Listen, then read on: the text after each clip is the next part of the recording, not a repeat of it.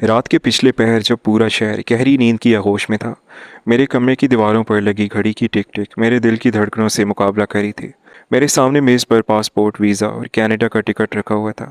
ये सिर्फ कागजात नहीं थे, बल्कि मेरी बरसों की मेहनत, खून पसीने की कमाई थी और वो ख्वाब थे जिनके लिए मैंने अपनी जवानी दांव पर लगा दी थी।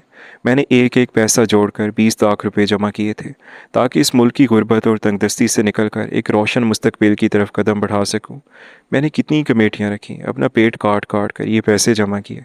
लेकिन ठीक उसी वक्त जब मेरी उड़ान का वक्त करीब आया, तकदीर ने एक ऐसा शतरंज का मोहरा चला जिसने मुझे हिला कर रख दिया।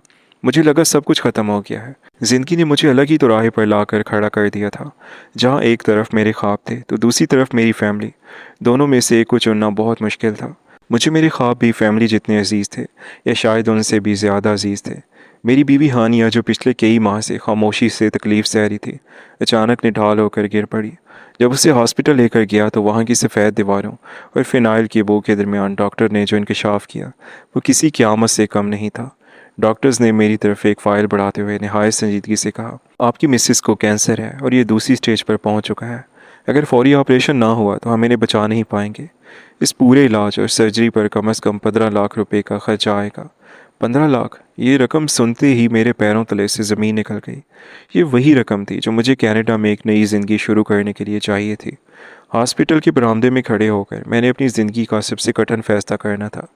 एक तरफ वो औरत थी जिसने तपती दोपहरों में मेरे घर को ठंडक दी, मेरे बच्चों की परवरिश की और हर मुश्किल में मेरा साथ दिया। और दूसरी तरफ मेरा वो सुनहरा ख्वाब था जो मुझे इस गंदी गली और टूटी हुई छत से निजात दिला सकता था। मेरे अंदर एक जंग छिड़ गई। एक आवाज़ कहती थी कि पैसा तो फिर भी आ जाएगा, हानिया को बचा लो। मगर दूसरी तरफ शैतान मेरी खुदगर्जी को हवा दे रहा था। अगर ये पैसे हानिया पर लगा दिए और फिर भी वो ना बची तो ना बीवी रहेगी, ना कनाडा का ख्वाब। क्या तुम सारी ज़िंदगी इसी कसम पुर्सी में गुजारना चाहते हो? मेरे अंदर अजीब जंग छेड़ चुकी थी। मैंने हानिया के कमरे में झांक कर देखा। वो ऑक्सीजन मास्क लगाए बेहोश पड़ी थी। उसके चेहरे की वो रौनक जो कभी मेरे घर का नूर थी, अब जर्द पड़ चुकी थी। उसे देखकर मुझे रहम आने की बजाय उकताहट होने लगी। मुझे वो एक बोझ महसूस होने लगी जो मेरी तरक्की की राह में रुकावट बन गई थी। मैंने अपने मासूम बच्चों अली और सारा की तरफ देखा, जो अपनी माँ के बेड के पास बैठे आंसू बहा रहे थे।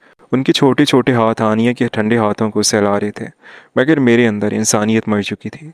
मैंने सोचा कि अगर मैं यहाँ रहा तो ये 15 लाख रुपए हॉस्पिटल की नज़र हो जाएंगे और मैं फिर से सिफर पर आ जाऊँगा। इससे बेहतर है कि मैं निकल जाऊँ। मैंने खुद को तसल्ली दी कि शायद मेरे पीछे कोई मौज़ा हो जाए या फिर ये सब ख़त्म हो जाए। मैं घर वापस आया, निहायत खामोशी से अपना बैग उठाया। हानिया के ज़ेवरात जो अलमारी में रखे हुए थे वो भी निकाल लिए, ताकि कनाडा में कोई तंगी ना हो। मैंने एक बार भी पीछे मुड़कर इन खाली कमरों को नहीं देखा जहाँ मेरी ज़िंदगी के 10 साल गुजरे थे। मैंने अपने बच्चों को सोता छोड़ा और रात के अंधेरे में साए की तरह घर से निकल गया। टैक्सी में बैठते वक्त मेरे हाथ कांप रहे थे, मगर वो खौफ के मारे नहीं बल्कि जोश के मारे थे कि अब मैं आज़ाद हूँ। एयरपोर्ट पहुंचकर जब मैंने जहाज़ में कदम रखा तो मुझे ऐसा लगा जैसे मैंने एक बोसीदा ज़िंदगी को उतार कर फेंक दिया हो। मैंने अपना पुराना सिम कार्ड निकाल कर तोड़ दिया, ताकि पाकिस्तान से कोई भी आवाज़ मुझ तक ना पहुंच सके। मैंने सोच लिया था कि अब मेरा इनसे कोई वास्ता नहीं है। हानिया अगर मर भी गई तो 5 साल बाद जब मैं वापस आऊँगा तो कोई नई ज़िंदगी शुरू कर लूँगा। मैंने अपने दिल पर पत्थर रख लिया और बुज़दिलों की तरह अपनी बीमार बीवी को मौत के मुंह में छोड़कर 7 समंदर पार उड़ गया। कनाडा की रंगीनियाँ, वहाँ की बुलंदो बाला इमारतें और तेज़ रफ्तार ज़िंदगी ने जल्दी मुझे माजी की तलखियों से दूर कर दिया। शुरू में ज़मीर ने एक दो बार झंझोड़ा। जब कभी रात को नींद नहीं आती थी तो हानिया की हंसी मेरे कानों में गूंजती थी। लेकिन फिर बैंक में बढ़ते हुए डॉलर्स ने इस आवाज़ को दबा दिया। मैंने वहाँ एक नई शनाख्त बनाई, ऐशो इशरत में दिन गुजारे और ये फ़र्ज़ कर लिया कि मेरे पीछे मेरा ख़ानदान अब किस्सा पुराना बन चुका होगा। 5 साल का अरसा यूं ही गुजर गया जैसे पलक झपकना हो। इन 5 सालों में मैंने कभी मुड़कर ये जानने की कोशिश नहीं की कि हानिया जिंदा है या मट्टी तले सो रही है। लेकिन जब दौलत की हिवस पूरी हो गई और दिल दुनिया से भर गया तो एक अनजानी सी खिंचावट ने मुझे फिर उसी गली की तरफ माइल किया जिसे मैं 5 साल पहले अधूरा छोड़ आया था। मैं ये देखने के लिए बेताब था कि अब वहाँ क्या है। क्या मेरा वो छोटा सा घर खंडर बन चुका है या वहाँ कोई और बस गया है। मैंने वापसी का टिकट कटाया और 5 साल बाद दोबारा अपने वतन की मट्टी पर उतरा। जब मेरी टैक्सी इस पुरानी गली में मुड़ी तो मेरा दिल एक अजीब से खौफ और इश्तियाक से धड़क रहा था। मैंने सोचा था कि वहाँ सन्नाटा होगा, शायद मेरे घर के बाहर बराए फ़रोख्त का बोर्ड लगा होगा। लेकिन जब गाड़ी मेरे घर के सामने रुकी तो मेरी आंखें खुली की खुली रह गई। घर वही था, मगर इसका नक्शा बदल चुका था। दीवारें ऊंची थीं, गेट पर चमचमाता हुआ पेंट था और सेहन में लगे पौधों की खुशबू बाहर तक आ रही थी। बाहर एक कीमती काली गाड़ी खड़ी थी जो इस बात की गवाही दे रही थी ये जहाँ पर अब गुर्बत का बसेरा नहीं है। मेरा दिल ज़ोर ज़ोर से धड़कने लगा। क्या हानिया मर गई और किसी अमीर आदमी ने यह घर खरीद लिया? मैंने खुद से सवाल किया। मैंने रसते हुए हाथ से घंटी बजाई। अंदर से किसी के आने की आवाज़ आई, भारी कदमों की चाप, और फिर जैसे ही गेट का छोटा दरवाज़ा खुला, सामने जो चेहरा था उसे देखकर मेरे पैरों तले से ज़मीन निकल गई और मेरा दिल जैसे फटकर हलक में आ गया। सामने जो औरत खड़ी थी वो कोई अजनबी नहीं थी। दरवाज़ा खुला तो मेरी आंखें जैसे साकित हो गईं। सामने वही चेहरा था जिसमें 5 साल पहले मौत के रहमो करम पर छोड़ गया था, मगर ये वो जर्द और मुरझाई हुई हानिया नहीं थी।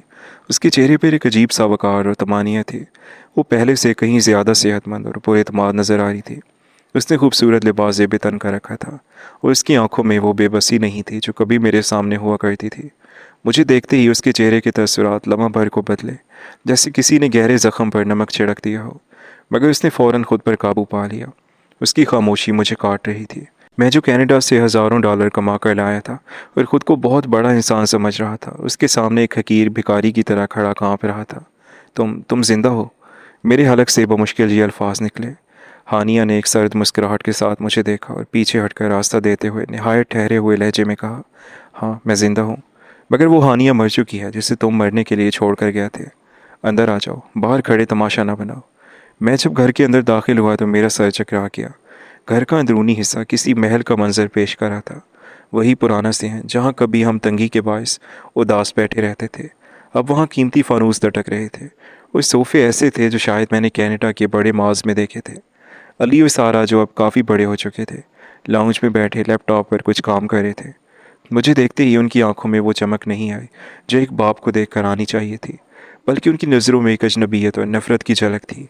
बेटा देखो कौन आया है, हानिया ने सपाट लहजे में कहा।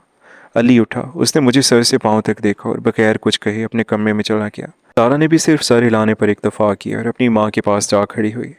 उनकी सर्द मोहरी ने मेरे कलेजे को चीर कर रख दिया। मैं सोफ़े पर बैठ गया। मेरा जिस्म पसीने में शराबोर था। मैंने हिम्मत जमा की और पूछा, हानिया ये सब कैसे हुआ? डॉक्टर्स ने तो कहा था कि 15 लाख लगेंगे और मैं तो मजबूर होकर चला गया था ताकि पैसे कमा सकूं।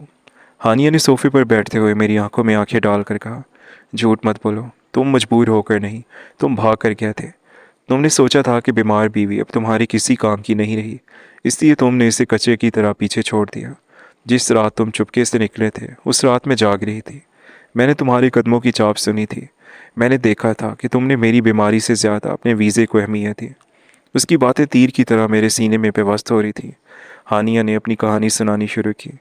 तुम्हारे जाने के दूसरे दिन जब मुझे होश आया और पता चला कि तुम सब कुछ लेकर जा चुके हो तो मैं टूट गई। मगर फिर मैंने अपने बच्चों के चेहरे देखे। मैंने फ़ैसला किया कि मैं इनके लिए मरूंगी नहीं। मैंने अपना वो मैके वाला पुराना प्लाट जो मेरे बाबा ने मेरे नाम किया था उसे बेचने का फ़ैसला किया। मैंने अपनी हिम्मत जमा की, अपनी बीमारी से लड़ी। अल्लाह ताला ने मुआवजा किया, ऑपरेशन कामयाब रहा। उसने गहरा सांस लिया और जारी रखा। ऑपरेशन के बाद मेरे पास 1 रुपया नहीं बचा था। मैंने घर में बैठकर कपड़े सीने शुरू किए। फिर आहिस्ता आहिस्ता मैंने ऑनलाइन बिजनेस का काम सीखा। इन 5 सालों में मैंने और मेरे बच्चों ने वो दिन भी देखे जब हमारे पास एक वक्त का खाना नहीं होता था, मगर हमने हार नहीं मानी। मैंने अपनी मेहनत से ये मकाम हासिल किया है। आज मेरा अपना एक कपड़ों का ब्रांड है। मेरे बच्चे शहर के बेहतरीन स्कूल में पढ़ते हैं। हमें अब किसी सहारे की, किसी बेवफा इंसान की ज़रूरत नहीं है। मैंने अपना बैग खोला और डॉलर्स के बंडल मेज़ पर रख दिए। हानिया मैं शर्मिंदा हूँ।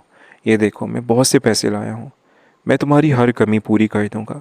मैं तुम सबको कनाडा ले जाऊँगा।